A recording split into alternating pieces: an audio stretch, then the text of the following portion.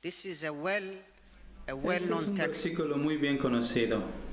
The healing La sanación previously in que chapter vemos 7, previamente verse en el 1 to capítulo 10. 7 The del healing of the versículo 1 al servant of the versículo 10, centurion. la sanación del centurión, del siervo del centurión. Y en este versículo vemos la resurrección de un joven, el hijo de una viuda. Mi tema en esta noche es: la vida es más fuerte que la muerte. La vida es más fuerte que la muerte. El doctor Lucas es el único entre los que da este registro y nos cuenta en todos los evangelios, y eso demuestra que es especial. Es un milagro específico. Pero mientras leemos estos versículos, estoy muy seguro que muchos de nosotros hemos leído estos versículos, pero nos dice o nos habla acerca de una situación muy desesperada, muy triste, o una condición muy triste y desesperada. Y esta condición triste y desesperada será cambiada en algo que será de gozo, en una gran esperanza. Y yo creo que a través de estos versículos, si hay alguno que aún sigue dudando quién es Cristo, el versículo nos dará una prueba innegable acerca de quién es Cristo, acerca de su divinidad, acerca de su persona, porque es que vino a esta tierra. Pero también tenemos que recordar que cada milagro de Cristo es un sermón, es una parábola para enseñarnos, para instruirnos, para impresionarnos, no solamente a ver, sino a escuchar. Entonces, cada milagro de Cristo, recordemos que Cristo no era un mago ni un charlatán, no era alguien que hacía algo para impresionar o tener un nombre entre medio de las personas. Cada milagro de Cristo nos enseña lo que Él hace en el cuerpo de una persona, hace exactamente lo mismo en el alma de una persona. Entonces, por favor, no veamos solamente a Cristo como un gran hombre, un gran ejemplo o alguien que hace milagros. Hay más que eso. Es acerca de la sanación, de la resurrección, del avivamiento del alma. Entonces, mientras vemos estos versículos, vemos que esto era una cita divina. Cristo tiene que ir, tiene que estar en esta ciudad pequeña, porque se nos dice en el versículo 11, dice que aconteció después que Él iba a la ciudad que se llamaba Naín. Cristo tiene que ir a través de esta ciudad. Podía ir en otra dirección, pero recordemos que su ciudad, Nazaret, estaba a una distancia corta de Naín. Podía haber ido a su ciudad, pero él decidió ir a la ciudad, esta ciudad pequeña de Naín. ¿Por qué? Porque esta era una cita divina. Hermanos y hermanas, no había ahí nada que sea coincidencia. Todo fue providencial. Cristo tiene que ir a esta ciudad. ¿Por qué? Porque esta era una cita divina para Él, porque Él tenía que ir y hacer esta gran resurrección. La única fama que Naín pudiera haber tenido, y si yo pudiera usar esta palabra, que ellos se hayan podido jactar o que hayan podido presentar, es que un día el Señor Jesucristo fue a través de Naín. Y mientras ustedes leen el registro bíblico, Él fue una sola vez y nunca más. Y si pudiera yo llamar su atención en esto, la mayoría de nosotros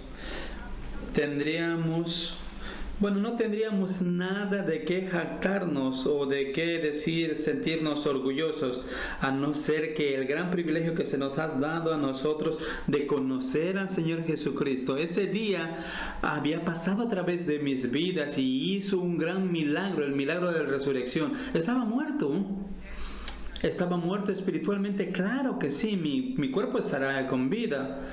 Puedo reír, puedo caminar, puedo trabajar, pero espiritualmente mi alma está muerta. No tuve comunión con Dios, no tuve corazón, mi oración nunca fue más allá de mis narices.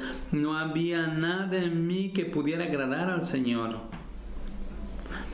Entonces, si hay algo que tú pudieras jactarte, no hay nada para jactarse, pero el gran privilegio es tener tu nombre, mi nombre, escrito en el libro de Dios en el cielo. Esa es la única fama que nosotros podemos saber de Naín, que ese nombre nunca más será mencionado en toda la Biblia, solamente se ve en este evangelio. Pero hay unas cuantas cosas mientras vamos viendo este versículo que ha sido puesto delante de nosotros. Podemos ver que hay algo especial aquí para el beneficio de nuestras almas. Hermanos y hermanas, quizás hay alguien aquí que está por primera vez. ¿Puedo decir algo? Este es un tema muy importante que habla de la vida y de la muerte. Por eso es que no entretenemos a las personas. Esto es reverente, serio. ¿Por qué? Porque tú puedes salir de este lugar en esta noche sabiendo a dónde es que vas a terminar tu vida en la eternidad. Y créanme, no hay más gran gozo, no hay gran privilegio, no hay más grande dádiva que a alguien se le dé que mientras vaya esta noche a su cama y diga: todos mis pecados han sido perdonados. Todos, no solamente uno ni dos. Estoy seguro que si empezamos a enumerar podríamos gastar toda la noche. Los pecados ocultos, los secretos, los abiertos, los que están expuestos, todos nuestros secretos, nuestros pecados secretos, y los escandalosos también. ¿Por qué? Porque Dios los ve todo. Entonces, la primera cosa que quisiera usar para llamar su atención, el versículo 11, vamos a ver, y voy a proseguir versículo tras versículo. Veamos en el versículo 11, dice: aconteció después que el Señor Jesucristo, después de haber sanado al siervo del centurión en los versículos anteriores, Él va a esta ciudad, a la ciudad de Naín, y del lugar donde Él estaba, de la ciudad de Naín, es como si hubiese caminado un día. No había autos en esos entonces ni trenes, recordemos, tenías que caminar, especialmente esas distancias, al menos 10 horas de camino. Entonces Dios, en una seta divina, en un tiempo específico, vino a este lugar. Mientras ustedes ven aquí, hay dos clases de multitudes o dos procesiones. La primera procesión la primera multitud, que era hecha de muchas personas, como vemos aquí en el versículo 11, dice: aconteció después que él iba a la ciudad que se llama Naín, y iban con él muchos de sus discípulos y una gran multitud. Y el versículo 12 dice: cuando llegó cerca de la puerta de la ciudad, he aquí que llevaban a enterrar a un difunto, hijo único de su madre, la cual era viuda, y había con ella mucha gente de la ciudad. Aquí ves dos multitudes. Un grupo de personas, la mayoría de ellos estaban saliendo de la ciudad, y el segundo grupo, que estaba compuesto por Cristo y sus discípulos, estaban yendo adentro de la ciudad. Y yo creo, mientras leemos estos versículos, encontramos dos mundos que están a punto de colisionar. Esta es la reunión de la vida y la muerte. ¿Cuál de ellas ganará? ¿Cuál de estas dos? ¿La reunión de la vida o la reunión de la muerte? Hermanos y hermanas, si pudiera hacer aquí una pausa, ¿por qué es que morimos? Es importante recordarnos o tener en nuestra mente por qué es que morimos. No hemos sido creados, de acuerdo a lo que dice la Biblia, no hemos sido creados para morir. La muerte es algo anormal. Si fuese normal, ¿por qué estaríamos entonces asustados de la muerte? ¿Estás asustado de tu rutina? ¿Estás asustado de las cosas que haces todos los días? No, pero debido a que la muerte es anormal, entonces estamos asustados, temerosos. Pero al final, lo que hay detrás de la muerte es el pecado. Y hay muchas veces que en la Biblia se nos recuerda acerca de eso. Porque dice que por el pecado de un hombre, dice que la muerte entró al mundo.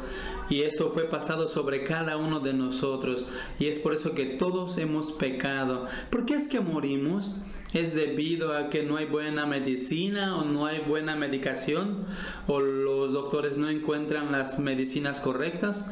No, es debido que al final de la muerte se encuentra el pecado. Hemos desobedecido a Dios, hemos sido rebeldes en contra de Dios, y Romanos 6:23 dice que la paga del pecado es muerte.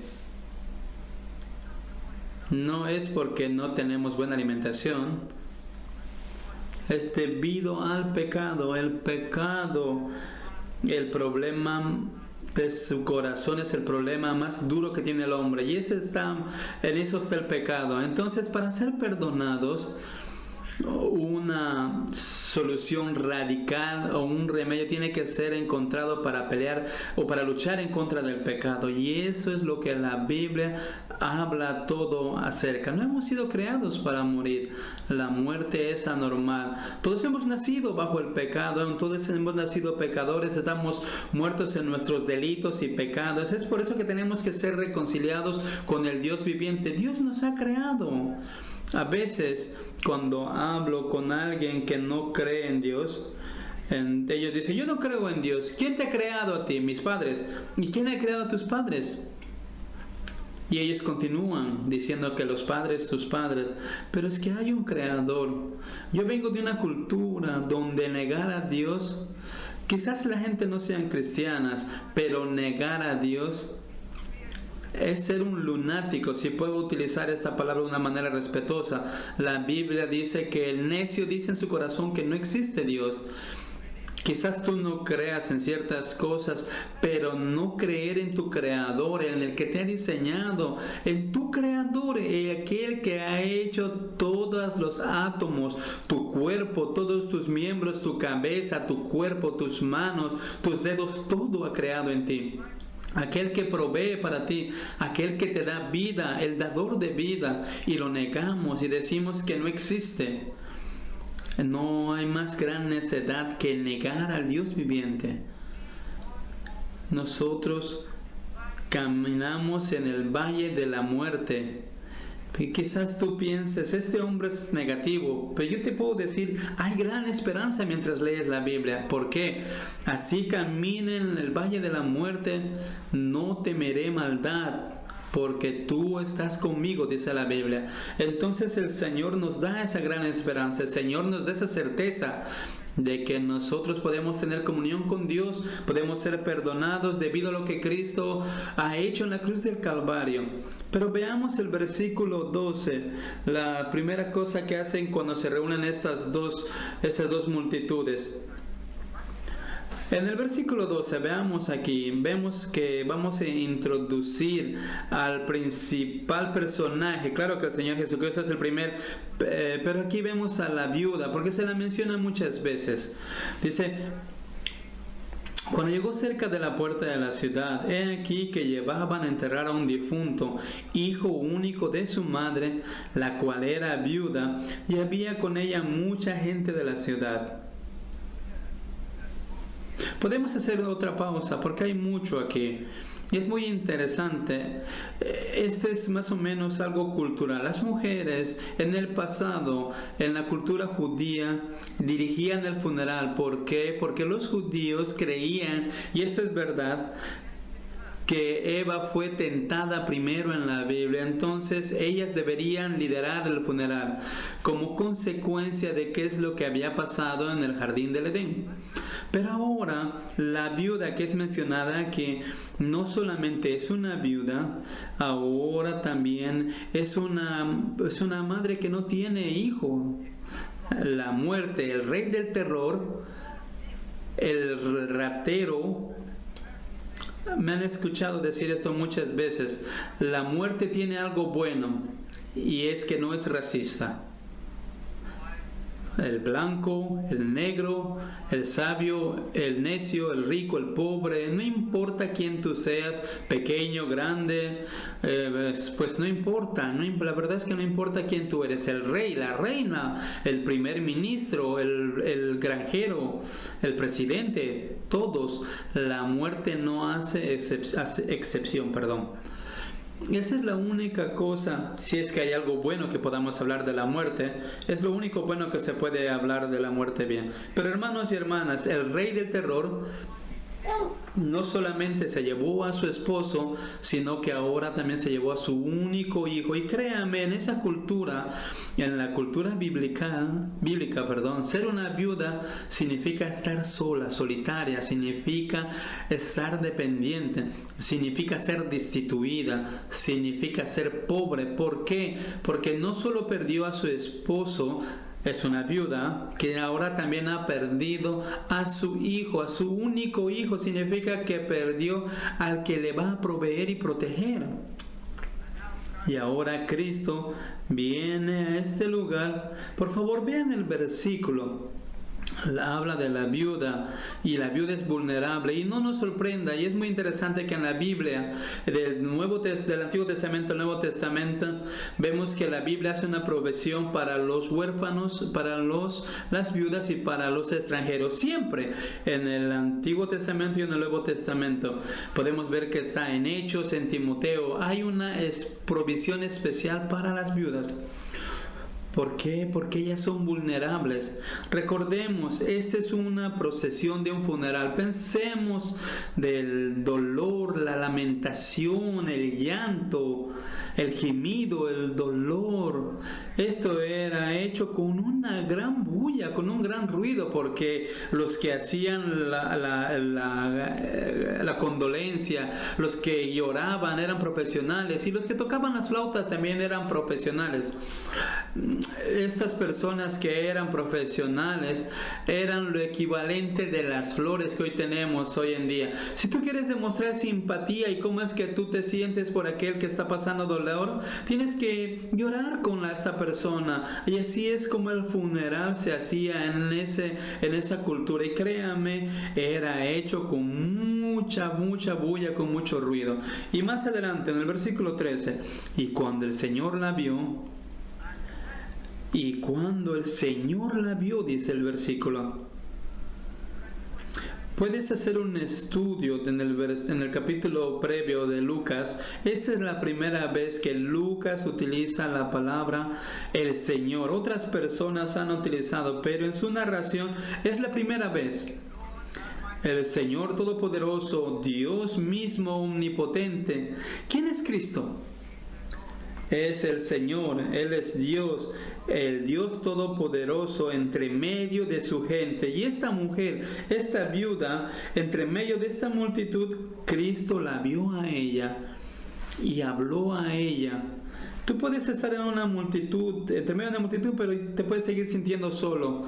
Pero Cristo puede ver. En este mundo somos solamente números. Estoy muy seguro que recibes muchas cartas donde solamente te piden números. Pero delante de Dios nosotros somos personas, individuos.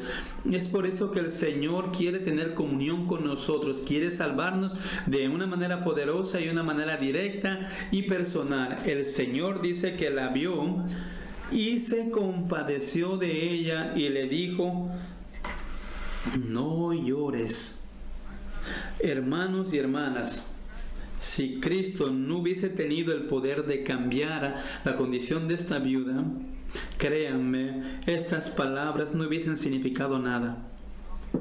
Hablar es barato, es fácil, pero cuando Cristo dice no llores, significa que Él tiene el poder para cambiar ese problema.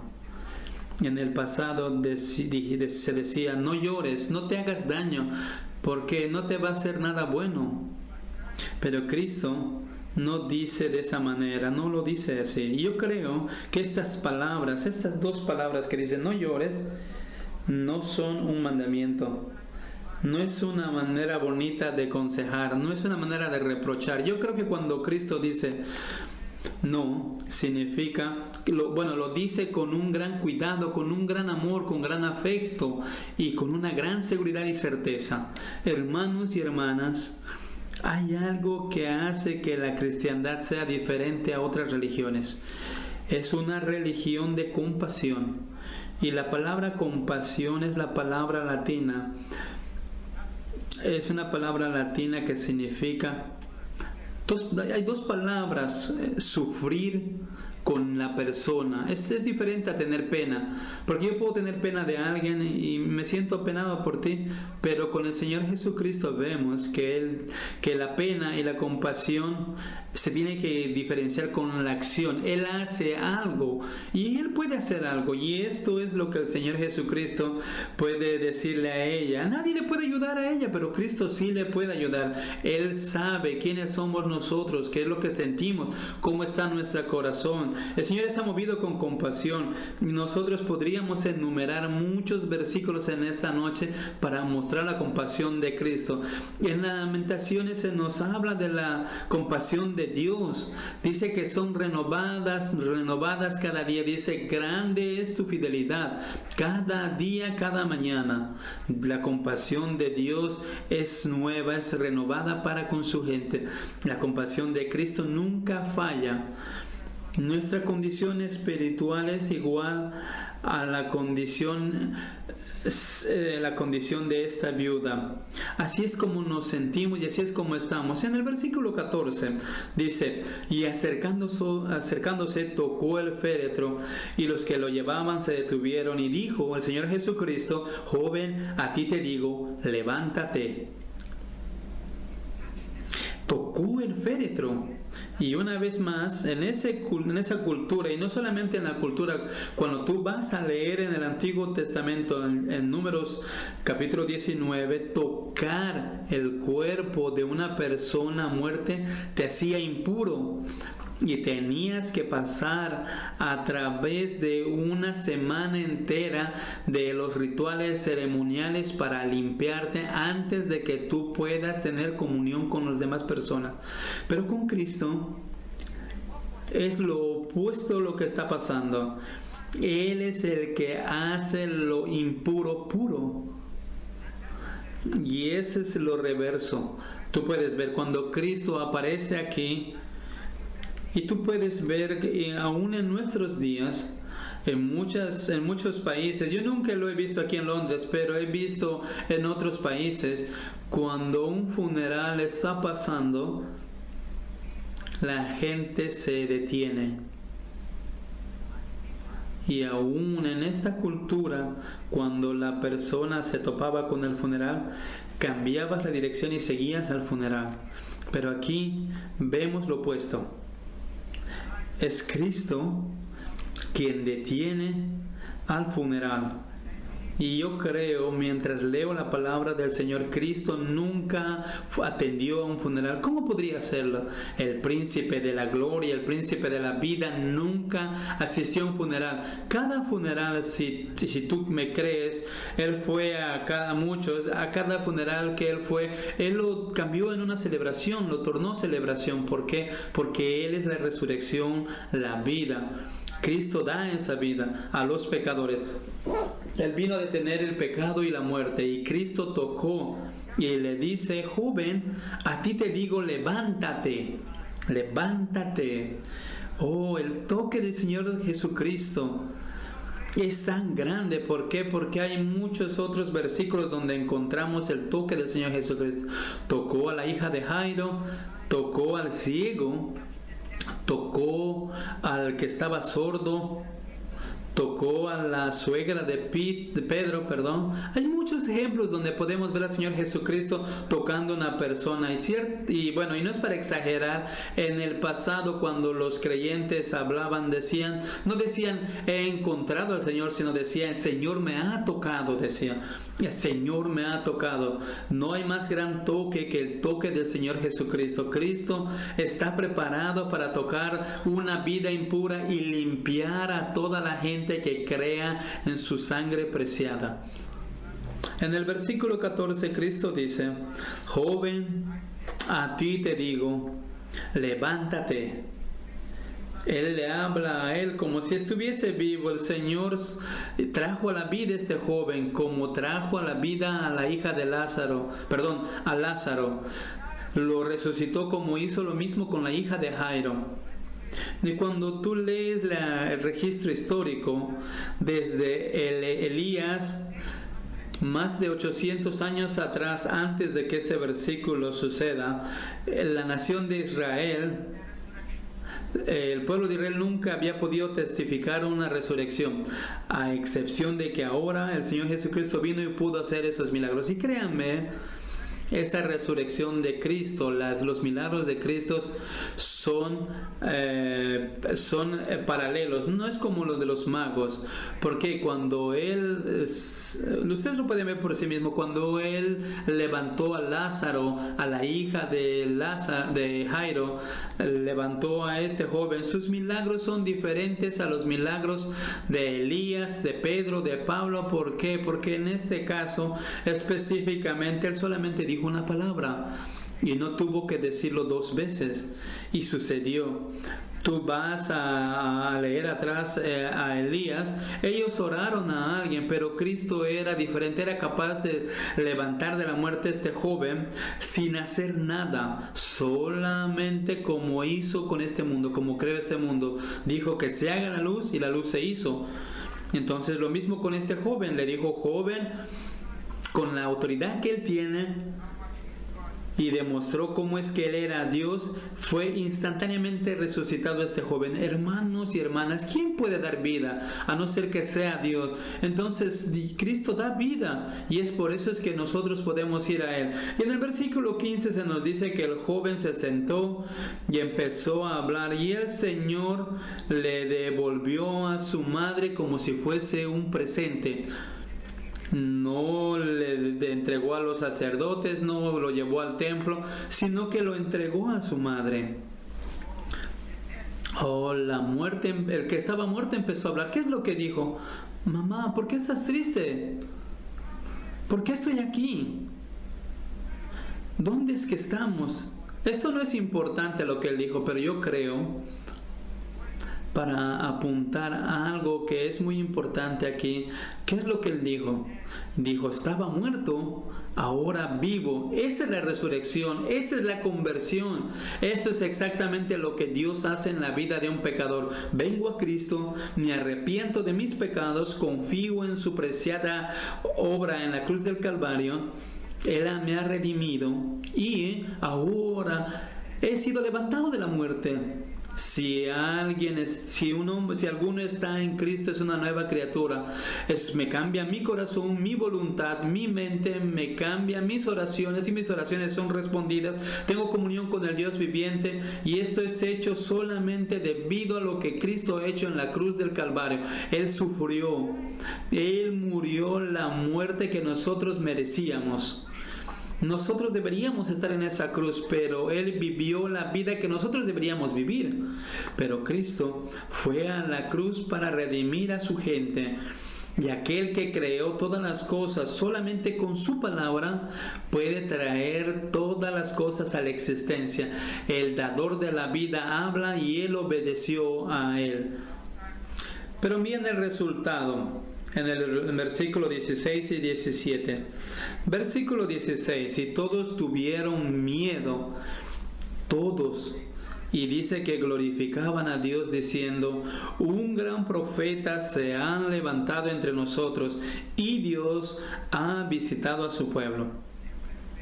Ellos estaban sorprendidos. Emmanuel, Dios con nosotros. Ese es otro nombre de Cristo.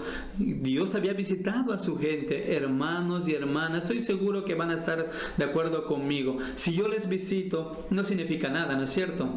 Pero si Dios te visita a un pecador como yo, y me da una posibilidad de relacionarme con Él y tener comunión con Él, no hay más grande bendición, no hay más grande privilegio. Oh Señor, visítame. Tú puedes hacer eso esta noche. Puedes clamar al Señor. en el secreto de tu corazón y en lo más secreto de tu mente. Señor, tócame, aviva mi alma. Y dice que glorificaban a Dios y creían que Cristo era Dios. Creían que era un gran profeta. Un profeta que era más grande que Elías, más grande que Moisés.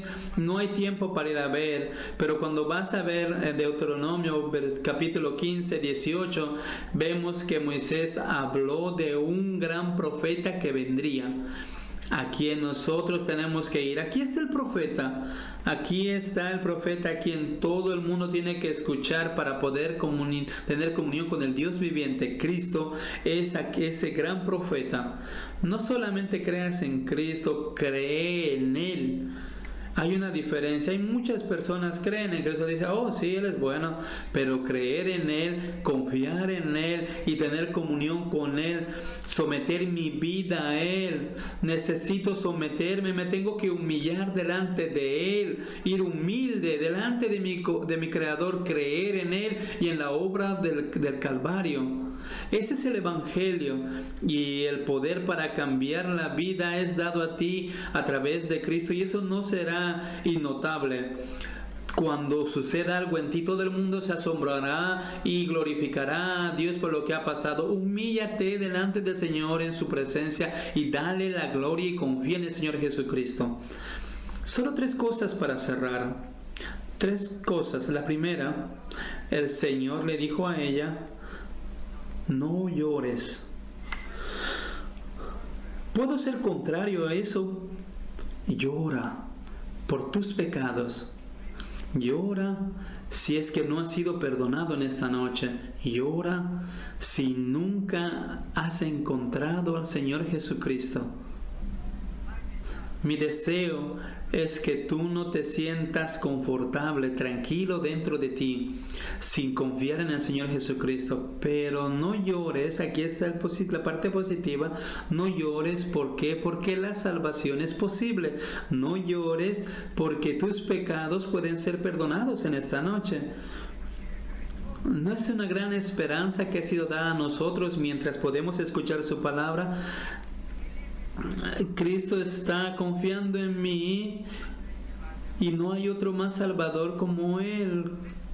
Cuando un alma se reúne con el gran Señor, hay una gran transformación. La segunda cosa, el hijo de la viuda y la viuda no hicieron nada para impresionar a Cristo. Ella no hizo nada para llamar la atención del Señor Jesucristo. Y Cristo vio su corazón. Cristo puede ver nuestro corazón. Él no está detrás de las palabras. ¿Por qué? Porque nosotros somos especialistas en eso.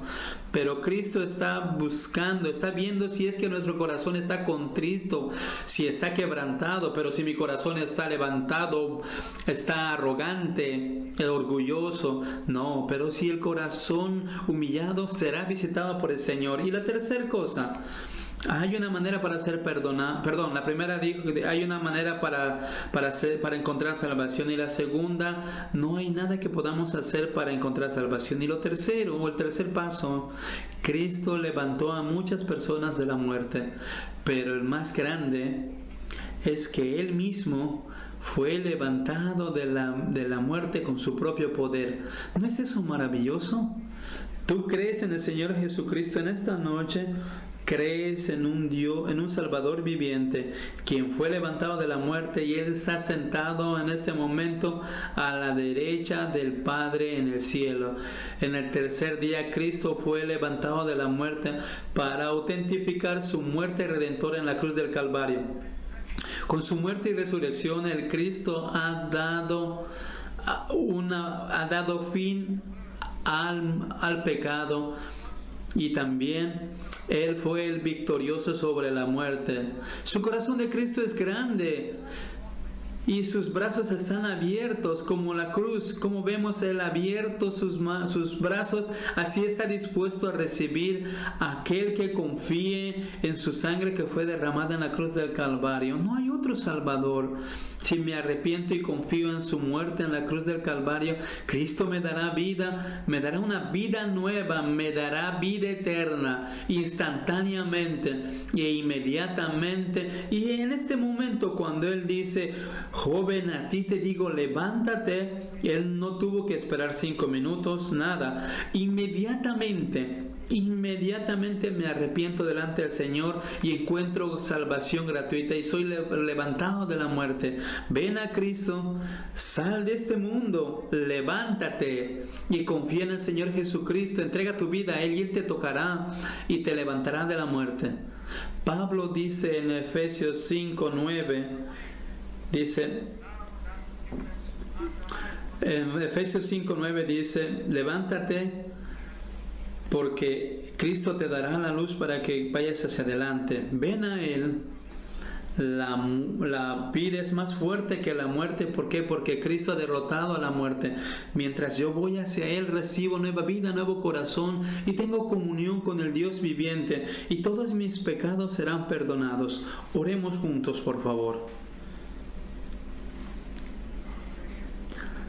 Nuestro Padre Celestial de gracias, venimos humildemente, Señor, confiando una vez más en que estas palabras no han caído en ojos vacíos, en oídos vacíos, pero multiplica en los corazones y en las mentes para poder traer a un pecador, aún a uno solo, porque hay gran gozo entre medio de los ángeles y en las cortes celestiales por un solo pecador que se arrepienta. Y oramos, Señor, que este será el caso en este lugar y en esta noche, que una persona encontrará al Señor Jesucristo y será una nueva persona confiando en ti y será perdonado por todos sus pecados. Bendícenos una vez más y bendice a cada uno de nosotros. Te lo pedimos en el nombre del Señor Jesús.